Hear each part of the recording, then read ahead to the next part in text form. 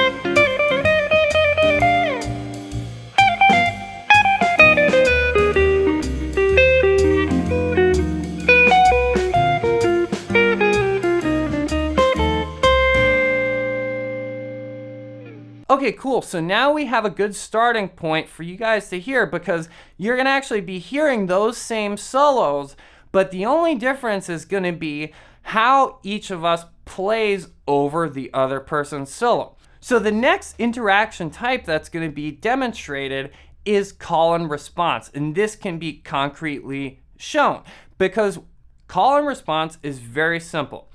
Basically, I'm going to wait until Jared is leaving me a space to play, and I'm going to play in those spaces. Now, I might accidentally step on his playing a little bit, but that's okay. All of this stuff doesn't need to be super duper strict. Again, more than anything, it's about changing your mindset and being able to play over something and think, okay, I'm just going to play in the spaces. I'm going to try my best to only play in the spaces. And it forces you to listen too, because, well, I need to be listening to know when he's not playing. If I'm not paying attention, I won't know when he's playing or not playing because I'm not listening. So here is our call and response takes.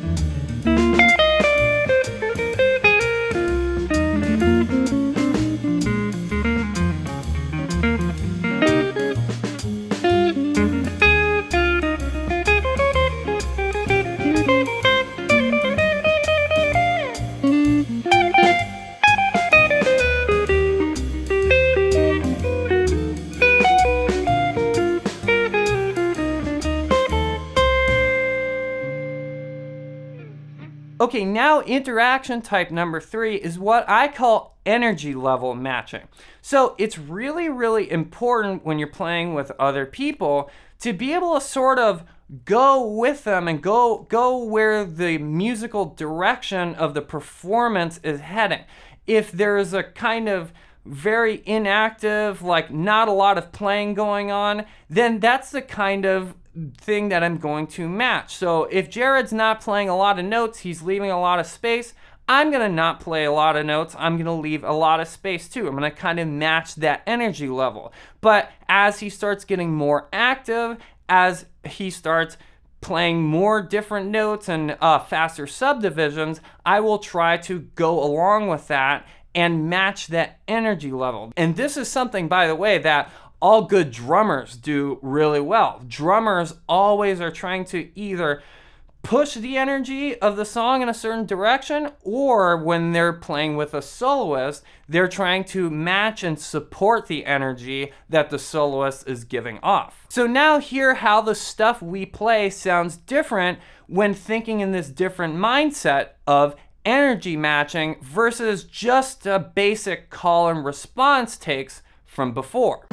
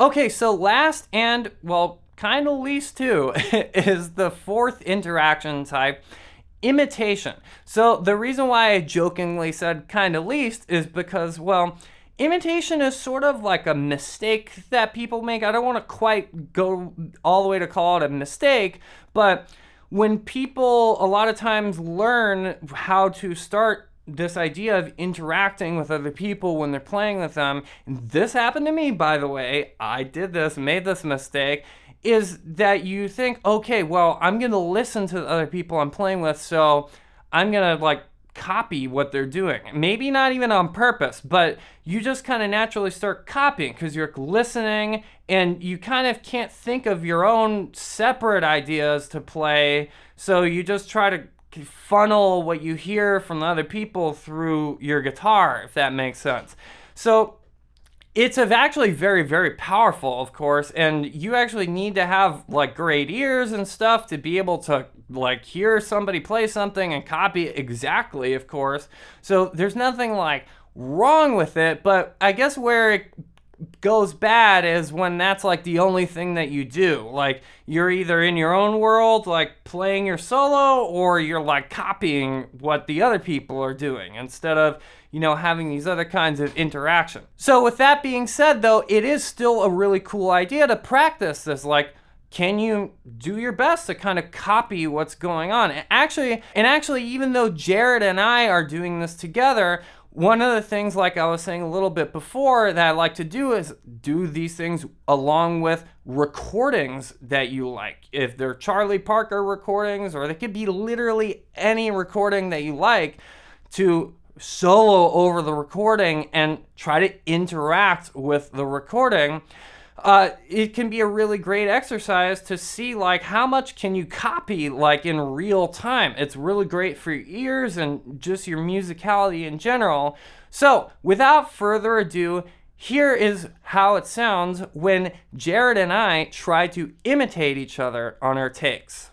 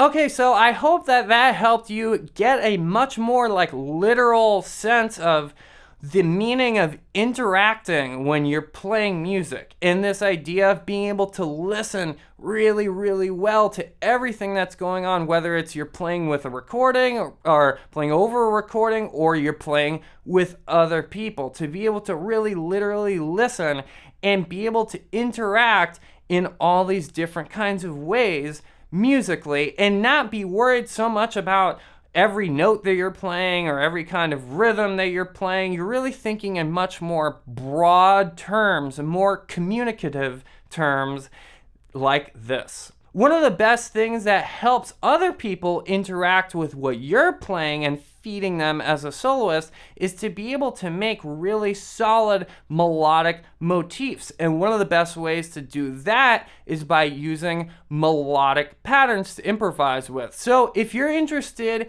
in checking out some really, really awesome melodic patterns that you can use in your improvising, then check out the 10 improvisation patterns you need to know ebook in the description down below. And make sure you subscribe and go to jamsville.com. Until next time, listen, learn, and jam.